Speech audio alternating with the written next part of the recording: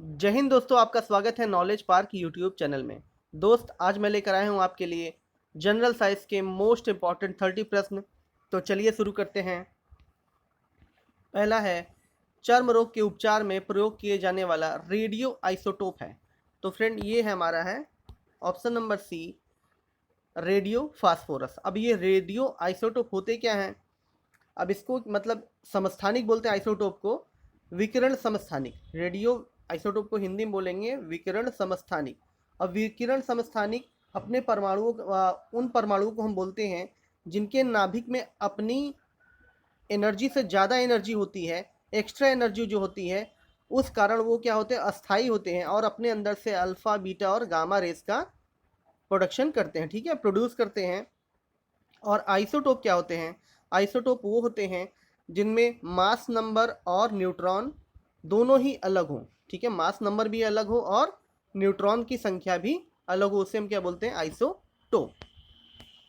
अगला प्रश्न है, बहुत अधिक ऊंचाई पर मानव की लाल रुधिर कणिकाएं। अब इसमें से क्या हो जाएगा फ्रेंड? उनकी संख्या जो होती है, ऑप्शन नंबर बी, उनकी संख्या इंक्रीज करने लगती है। जब हम बहुत ज़्यादा ऊंचाई पर जाने लगते हैं तो जो आरबीसीज होती हैं, रेड ब्लड सेल, उनकी संख्या क्या हो जाती है? बढ़ने लगती है।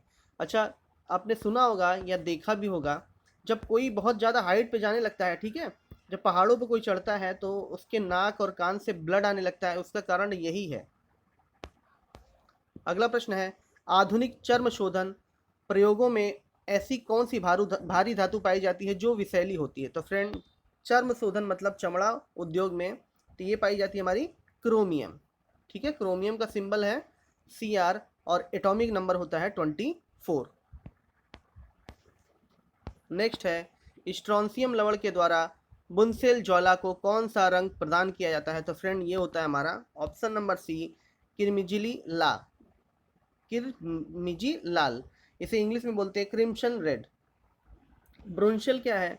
ब्रोंशल ज्वाला ये एक टाइप का बर्नर होता है। क्या होता है? ये एक टाइप का बर्नर होता है।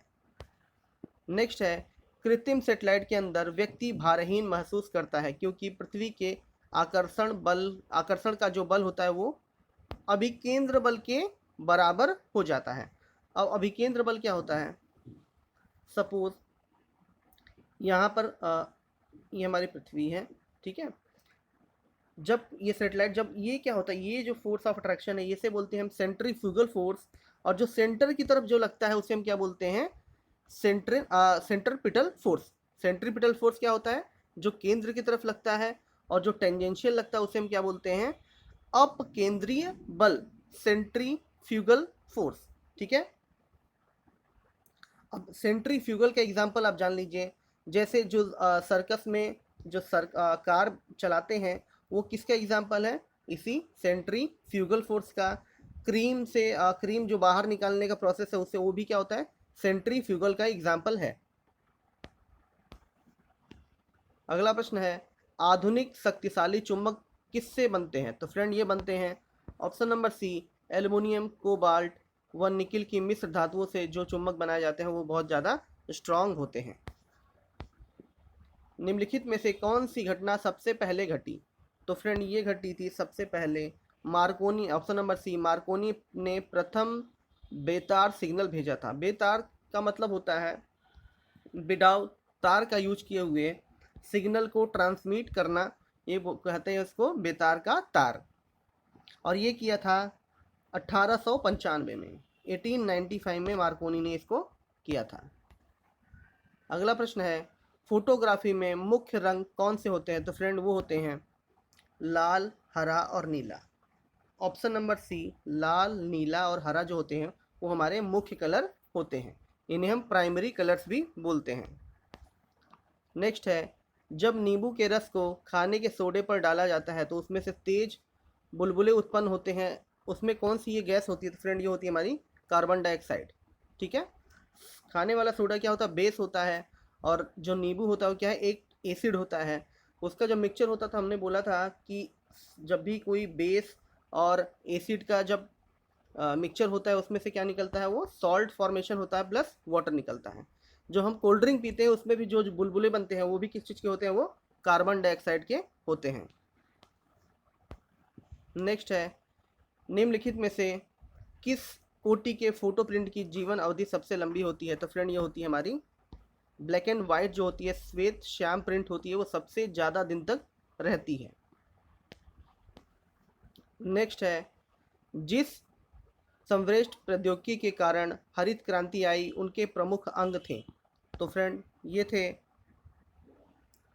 ऑप्शन नंबर सी, सिंचाई, जैविक रासायनिक उर्वरक और आधुनिक उत्पादन वाले बीज की किस्में। ठीक है, अब हरित क्रांति के जो जनक है वो इंटरनेशनल जो है तो वो कौन है?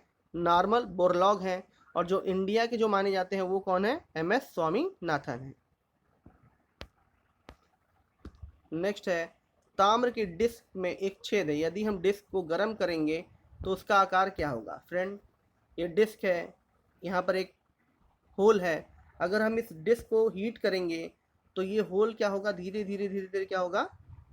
बंद होने लगेगा, घटना शुरू हो जाएगा, उसका जो छेद है वो धीरे धीरे क्या हो जाएगा? कम हो जाएगा। ऐसा क्यों होता है? मॉलिक्यूल्स के एक्सपेंशन के कारण क्या होता है? चारों तरफ से वो मॉलिक्यूल्स इस होल को कंप्लीट करने के लिए जाएंगे। नेक्स्ट है, रेडियो एक्टिविटी की घटना की खोज किसने की थी? तो फ्रेंड ये किया था ऑप्शन नंबर डी, बैकरल ने, हेनरी बैकरल ने रेडियो एक्टिविटी की खोज की थी। और जो रेडियो एक्टिविटी की यूनिट होती है वो होती है क्यूरी। क्या होती है? क्यूरी। नेक्स्ट है, औद्योगिक बहिर्श्वास के द्वारा किए जाने वाला जल प्रदूषण को रोकने के लिए निम्न में से अपत्रिट्स को प्रयोग किया जाता है? तो फ्रेंड ये किया जाता है हमारा जलकुंभी को। जल प्रदूषण को रोकने के लिए हम किसका प्रयोग करते हैं? जलकुंभी का प्रयोग करते हैं।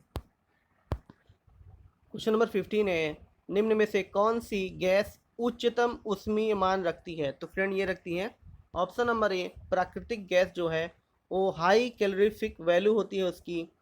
और जो प्राकृतिक गैस किस चीज़ का मिक्सचर होता है उसमें 87 से लेकर के 92 तक 92% क्या होता है? हमारा मीथेन होता है, CH4 होता है। बाकी जो रेस्ट होता है वो हाइड्रोकार्बन्स होते हैं। नेक्स्ट है, इनसेट 2E कहाँ से प्रमोचित किया गया था? तो फ्रेंड ये किया गया था कोरू से, USSR फ्रेंच गुआना से ये इनसेट लॉन्च किया गया था। नेक्स्ट है, निम्न में किस ईंधन में सर्वाधिक ऊष्मीय मान है? तो फ्रेंड ये अभी बताया मैंने, प्राकृतिक गैस का जो कैलोरीफिक वैल्यू होती है सबसे हाई होती है। नेक्स्ट है, सागर में बहते हुए हिमखंड के द्रव्यमान के कुल 10 भागों में कितना जल तल के ऊपर होता है? तो फ्रेंड ये होता है ऑप्शन नंबर 1 भाग ऊपर होता है। चंद्रमा पर क्या नहीं होने के कारण वहाँ किसी का जीवन नहीं है? तो फ्रेंड वहाँ पर वाटर की एब्सेंस की वजह से वहाँ पर कोई भी जीवन नहीं है।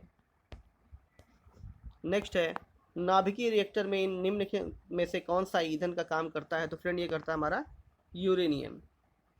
यूरेनियम और थोरियम क्या है? रेडियो एक्टिव एलिमेंट है। और ये यूरेनियम पर जब हम न्यूट्रॉन्स का बम्बार्डमेंट कराते हैं तो यूरेनियम बहुत बड़ा एटम है, भारी नाभिक है, ये बेरियम और क्रिप्टॉन में चेंज होकर के और बहुत ज़्यादा अमाउंट में एनर्जी क्या करता है? डिसिपेट करता है। जो हमारे नाभिकीय रिएक्टर होते हैं उनमें भी हम किसका जो परमाणु घर होते हैं उनके में किसका प्रयोग करते हैं? हम यूरेनियम का प्रयोग करते हैं। नेक्स्ट है, चंद्रमा पर कोई अंतरिक्ष यात्री नली की सहायता से नींबू का शरबत नहीं पी सकता है, ऐसा क्यों है? तो फ्रेंड ऐसा है, चंद्रमा पर कोई वायुमंडल नहीं है इसलिए वो शरबत नहीं पी सकता है। इसीलिए कम्युनिकेशन भी पॉसिबल नहीं है वहाँ पर। अगर दो व्यक्ति चंद्रमा पर खड़े हैं तो वो आपस में बात नहीं कर सकते हैं क्योंकि वहाँ पर कोई भी वायुमंडल उपस्थित नहीं है।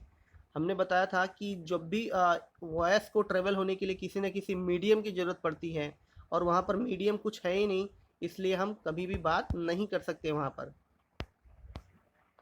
बर्फ़ के टुकड़े एवं गिलास शुद्ध जल और एक गिलास शुद्ध अल्कोहल में डालने पर बर्फ़, पूछ रहा है बर्फ़ के टुकड़े, ठीक है, एक गिलास शुद्ध जल है और एक गिलास शुद्ध अल्कोहल है, में हम बर्फ़ डाल रहे हैं तो इसमें से क्या होगा?